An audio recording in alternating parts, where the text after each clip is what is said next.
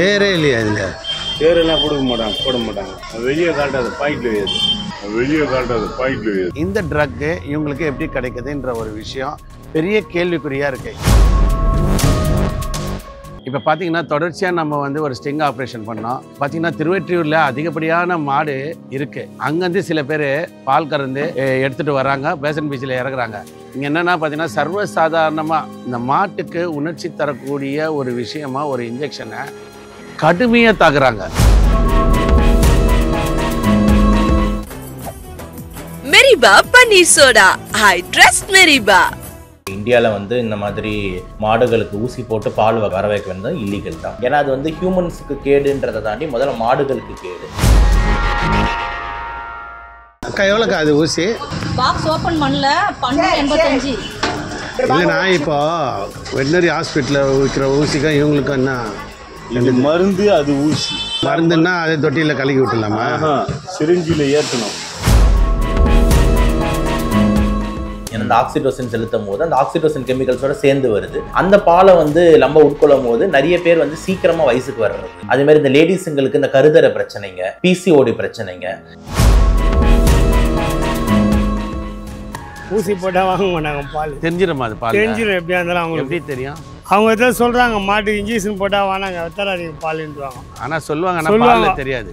போயிட்டு போய் கறப்போம், எதிர்க்க கூட நம்பலன்னா. சரி சரி. சராசரியாக ஒரு மாடு எவ்வளோ கறக்கும்? ஊசி போட்டால் எவ்வளோ கறக்கும்? சராசரியாக ஒரு 8 லிட்டரு கறக்கும். ஊசி போட்டால் 1 லிட்டர் எக்ஸ்ட்ரா கறக்கும். அவ்வளோதான், வேறு ஒன்றும் இல்லை.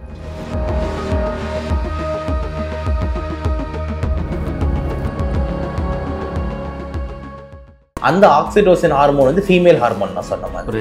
அந்த ஃபீமேல் ஹார்மோன் மேல் குடிச்சிக்கிட்டு இருந்தா என்ன ஆகுது?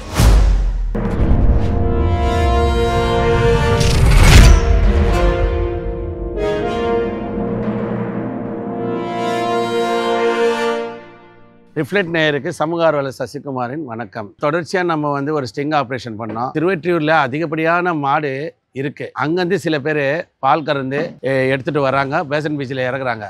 இதையும் தவிர்த்து சென்னையில் பல்வேறு இடங்களில், குறிப்பாக சொல்லப்போனால் Chennai Sowcarpet NSC post road கட்டியில் இருக்க இருளப்பன் தெருவில் காலங்காலமாக ஒரு 20 வருஷமாக நம்ம பார்த்து கொண்டிருக்கோம். சர்வசாதாரணமாக இந்த மாட்டுக்கு உணர்ச்சி தரக்கூடிய ஒரு விஷயமா ஒரு இன்ஜெக்ஷனை கடுமையாக தாக்குறாங்க. பட்டால்னு கழுத்திலே குத்துவாங்க. மாட்டுக்கு அதிகப்படியான ஒரு உணர்ச்சியை தூண்டக்கூடிய ட்ரக்கை ஏற்றி பண்ணுறாங்க. இந்த ட்ரக்கு இவங்களுக்கு எப்படி கிடைக்குதுன்ற ஒரு விஷயம் பெரிய கேள்விக்குறியாக இருக்கு.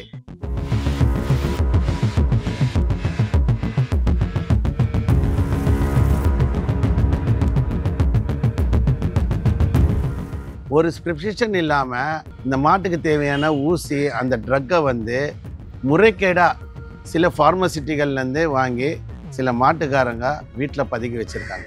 ஊசி வந்துருக்கு, ஊசி வந்து இல்லையா? அதுதான்டா பால் வரமாட்டேங்கிறாங்க இல்லையாம்மா, அவர் ஒன்றும் கொடுக்க மாட்டாரு. நான் புதுசாக ஒருத்தவங்க வச்சுக்கிறாங்கண்ணா மாடு. அதுதான் மாடு ரொம்ப கஷ்டப்படுது. அதுதான் புதுசாக கண்ணு போட்டுது, கண்ணுடி செத்து போச்சு. சொரப்பு தான் சொரக மாட்டிடுது. நீங்கள் வரீங்களா? வந்து பார்த்தா உங்களுக்கு தெரியும். வெட்டனரி காலேஜில் வைக்க மாட்டாது. நாங்கள் மெடிக்கல் ஷாப் இருக்குல்ல பக்கத்தில், வெட்டினரி காலேஜ் வாசலில் மெடிக்கல் ஷாப் இருக்கும், கேட்டு கிட்ட. என்ன சொல்லி கேட்கணுன்னா, மாடு மாதிரி பால் சொரப்பு விட மாட்டேன்னு சொன்னால் அது கொடுக்குறோம். அந்த ட்ரக்கு மேலே நேமும் கிடையாது. அந்த இன்ஜெக்ஷன் வந்து நார்மலாக வந்து எல்லாருமே போய் வாங்குறாங்க. மாட்டு வியாபாரிங்க, ஒரு சில வியாபாரிங்க வாங்கி அந்த மாட்டுக்கு செலுத்துகிறாங்க. வயிற்றுலையும் கழுத்துலேயும் ஒரு சில கால் பகுதியிலையும் பலவந்தமாக ஏற்றுறாங்க. மாடு பால் சுரக்க மாட்டேதுண்ணா. என்னென்ன பண்ணலாம்? இந்த சுரக்கிறதுக்கு ஊசி ஒன்று போடுவாங்கல்ல, வாங்கி வச்சுக்கோ. அதுதான் எங்கள் கையில் இருக்குங்க மருந்து இருக்காம்மா. இன்ஜெக்ஷன் சிரிஞ்சி ஒன்று வாங்கிக்கோ. டாக்டரை கொண்டு வரணுமா இல்லை நீ வெட்டினரியில் போங்க. வெட்டினரி மெடிக்கல் ஷாப்பில் அங்கே ஊசி கொண்டாங்க, மருந்து அடி சிம்பிளாக கொடுப்போம். ஒன்று 5 ரூபா கொடுத்து சிரிஞ்சி வாங்கி அதை போட்டு மருந்து ஏற்றி எம்எல்லாம் ஏற்றி அழகாக வச்சு தைக்க. ஆனால் உத்தராடின்னு வச்சுக்கணும். அக்கா எவ்வளோக்கா அது ஊசி? 60 ரூபா 80 ரூபா அது வேலையை மருந்து எவ்வளோ? 80 ரூபாய் இருக்குடா. பாக்ஸ் ஓப்பன் பண்ணல 85. இல்லைண்ணா இப்போ வெட்டினரி ஹாஸ்பிட்டலில் விற்கிற ஊசிக்கா இவங்களுக்கு என்ன? இது மருந்து, அது ஊசி. நம்ம போல் மருந்துன்னா அதை தொட்டியில் கலக்கி விட்டுலாமா? சிரிஞ்சில் ஏற்றணும். ஏற்றிட்டு கழுத்தில் அடிக்கணும். கழுத்தில் வந்து நரம்பு பக்கமாக பார்த்து அடிக்கணும். கொம்புல நெக்கில் ஆச்சுன்னு வச்சு கழுத்தில் எலும்பு வரும், அந்த எலும்பில் மாட்டிக்கும். அடிக்கணும். ஆனால் இப்போ எல்லா மாட்டுக்காரங்களும் அதானே அடிக்கிறாங்க.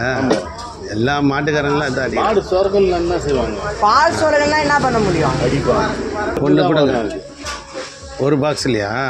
ஒரு குட்டி தான் வராது. எங்கே வாங்கினாங்க மாடு? மாடு அரக்கோணத்தில் வாங்கினாங்க. நல்லா தஸ்தியாக தான் அது. இதுன்னு பேரே இல்லை, பேர் இருக்காது. மருந்து கடை இதை ஓப்பன் பண்ண மேலே ஓப்பன் பண்ணிட்டு அழகாக சிரிஞ்சியில் ஏற்றினாங்க. ஆனால் உஷாராக அடிக்கணும். ஆனால் புது மாடு இல்லை, இந்த மக்கார பொண்ணு கொடுங்க. அது பால் கறக்குறவங்களாம் பார்த்து அடிக்கணும், நம்மளாம் அடிக்கக்கூடாது. இப்போ உன்ன மாதிரி பேரே இல்லையா இதில்? பேரெல்லாம் போட மாட்டாங்க. பேரில் இருக்காது, வெளியே காட்டாது, பாயிண்டில் ஏது. மாட்டுக்கு அதிக அளவு உணர்ச்சி தரக்கூடிய அந்த இன்ஜெக்ஷனை ஏற்றுறதால அதிக பால் கறக்கக்கூடிய ஒரு சூழ்நிலைக்கு மாடு தள்ளப்படுது. 2 லிட்டர் கறக்கிற மாடு வந்து சுமார் ஒரு 5 லிட்டர் 6 லிட்டர் கறக்குது. இப்போ அந்த மாட்டு மேலே இருக்கிற ட்ரக்கு யார் மனித மேலே போகாது என்பது என்ன நிச்சயம்? குறிப்பாக இந்த மார்வாடிஸ் பகுதிகளில் இருக்கக்கூடிய நபர்கள் அதிகப்படியாக பசும்பாலையும் எருமைப்பாலையும் வாங்குறாங்க. ஒரு சில ஏழை எளிய மக்களும் குழந்தைகளுக்கு இது நல்லது சொல்லி வாங்கிட்டு போகிறாங்க. இப்போ இவங்களுக்கு இந்த ட்ரக்கு போகாதுன்றது மருத்துவர்கள் நிச்சயமாக சொல்ல முடியுமா என்ற கேள்வி மக்கள் மத்தியிலே பெரிய அளவு இருக்குது. ஏன்னா இது ஒரு 20 வருஷமாக நம்ம பார்த்துட்ருக்கோம். இருளப்பர் ஸ்ட்ரீட்டு, சென்னை 79 சவுகார்பேட்டில் தொடர்ச்சியான நடவடிக்கையாக இது காலங்காலமாக நடந்துகிட்ருக்கு. ப்ளூ கிராஸ்லேருந்துலாம் வராங்க, செக் பண்ணுறாங்க, போகிறாங்க. அவங்க கண்ணு முன்னாடியே இந்த மெடிசன் எல்லாம் கீழே இருக்குது, ஆனாலும் கண்டுக்கிறது இல்லை. சர்வசாதாரணமாக நடக்குது. இப்போ எதுக்காக இந்த பதிவு நம்ம போடுறோன்னா, இது போல் ஒரு மாட்டுக்கு செயற்கையாக ஒரு உணர்ச்சியை தூண்டி அதுக்கு ஒரு ஊசியை போட்டு அந்த ஊசி மூலம் 2 லிட்டர் கறக்கிற மாடு ஒரு 6 லிட்டர் கறக்குது வச்சுக்கோங்க. அந்த ட்ரக்கு வந்து குறிப்பாக பாலில் போகும். குழந்தைகளுக்கு அதிகப்படியாக ஹார்மோன்ஸ்ன்றது கம்மியாக இருக்கும். இந்த ஹார்மோன்ஸ் கம்மியாக இருக்க குழந்தைங்க இதை சாப்பிட்றப்ப பார்த்திங்கன்னா, பெண் குழந்தைகள் சுமார் ஒரு 10லேருந்து 13 வயதுக்குள்ளே மாதவிடை ஆகக்கூடிய வாய்ப்பு இருக்குன்றத நம்ம பதிவு பண்ணுறோம். நம்ம எல்லா மாட்டுக்கறியும் சொல்லலை. ஒரு சில மாட்டு வியாபாரிகள் அதிகப்படியான பாலை கறந்து விற்றுணுன்ற ஒரு விஷயத்துக்காக தன்னுடைய வியாபார நோக்கத்தில் இதை பண்ணுறாங்க. ஆனால் மனிதனுக்கு உடல்நலக்கேடு எந்த அளவுக்கு இருக்குன்றதை நீங்கள் இந்த காணொலியில் நல்லா பார்க்கலாம். இப்போ பார்த்தீங்கன்னா ஒரு சாதாரண ஒரு ரொம்ப லீனான மாடு ஒல்லியாக இருக்குது. அது மேலே இந்த இன்ஜெக்ஷனை வந்து அடிக்கிறது மூலம் அந்த மாடு வந்து உணர்ச்சி அதிகமாகுது. உணர்ச்சி அதிகமானவனே அந்த மாடு அதிகப்படியான ஒரு பாலை கறந்தவனே அந்த மாடு அந்த டயர்டில் உடம்பெல்லாம் உதிர ஆரம்பிக்குது. நம்ம கண்குள்ளா பார்க்கலாம் இந்த காணொலியில்.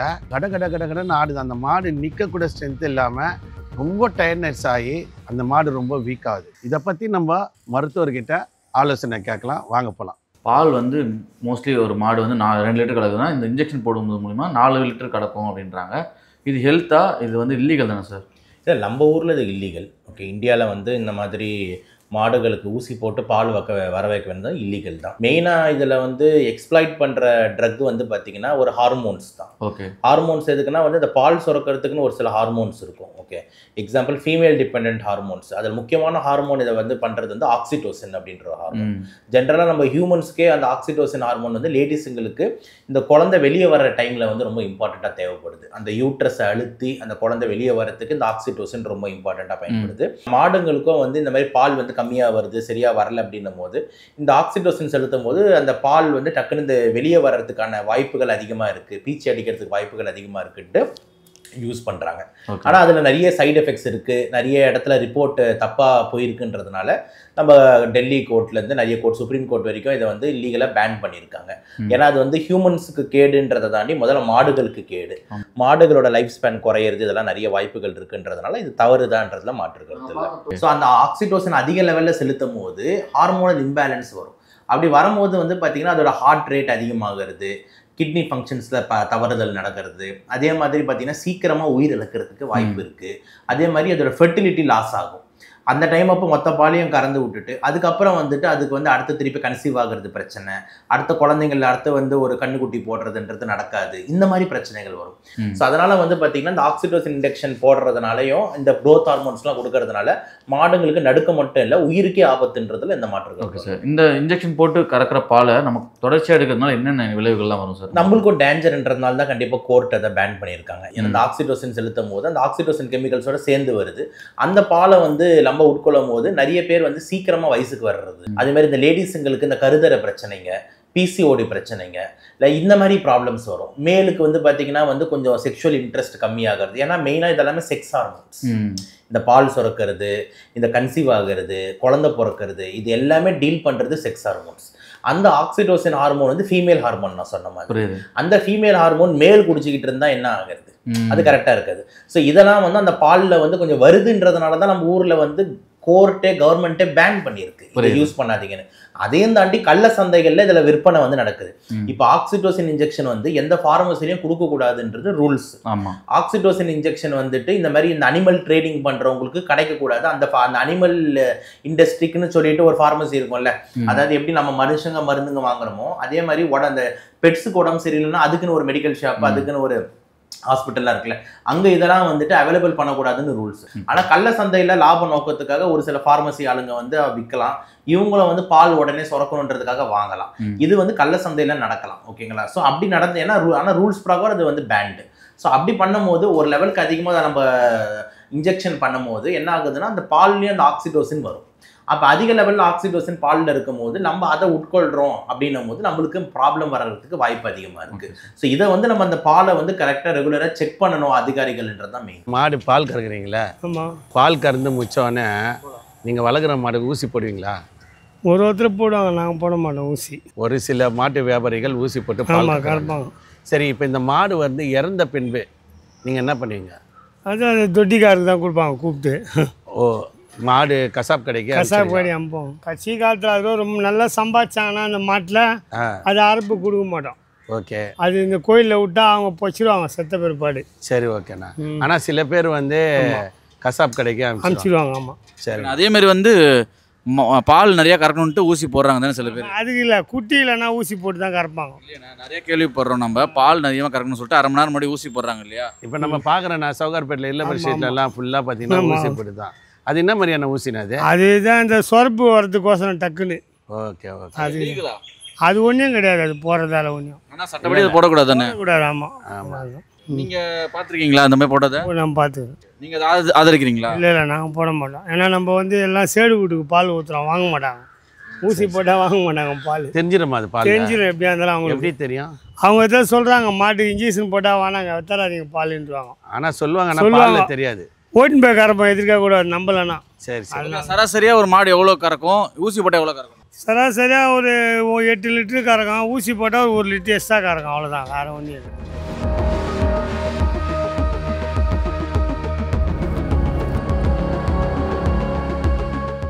கொஞ்சம் கொஞ்சமாக சித்திரவதை பண்ணி இது போல் மாடுகளை கொல்றதும் இது ஒரு விதம் தான். இப்போது இந்த மாதிரி விஷயத்தில் தொடர்ந்து பாலும் கறந்துட்டு அந்த மாடு மேலே ட்ரக்கை ஏற்றிட்டு அது ஒரு காலத்தில் நோய் நொடியோடு செத்துட்டவொடனே அதை கசாப் கடைக்கு அனுப்பிச்சு பணம் வைக்கிறாங்க. இதுதான் ஒரு மனித நேயமாக, மனிதன் தன்னுடைய சக உயிரினுக்கு செய்யக்கூடிய ஒரு துரோகமாக இருக்குது. இப்போ பார்த்தீங்கன்னா பசு காவலர் என்று சொல்லக்கூடிய இயக்கங்கள் என்ன பண்ணுச்சு? இப்போ கண்ணுக்கு எதிரியே ஒவ்வொரு ஏரியாலையும் மாடை ஊசி போட்டு இந்த மாதிரி கொடுமைப்படுத்தி அதுக்கிட்டேருந்து பாலை கறக்குறாங்க. இதன் மூலம் நோய் வருது. இப்போ மாடை கொஞ்சம் கொஞ்சமாக ஒரு சில மாட்டு வியாபாரிகள் தன்னுடைய வியாபார நோக்கத்துக்கோசம் செய்யக்கூடிய விஷயத்தில் பசுவை கொஞ்சம் கொஞ்சமாக கொள்கிறாங்க. அப்போது மக்கள் இதை பற்றி நீங்கள் என்ன நினைக்கிறீங்கன்றத கமெண்ட் செக்ஷனில் உங்களுடைய கருத்தை பதிவு பண்ணுங்கள்.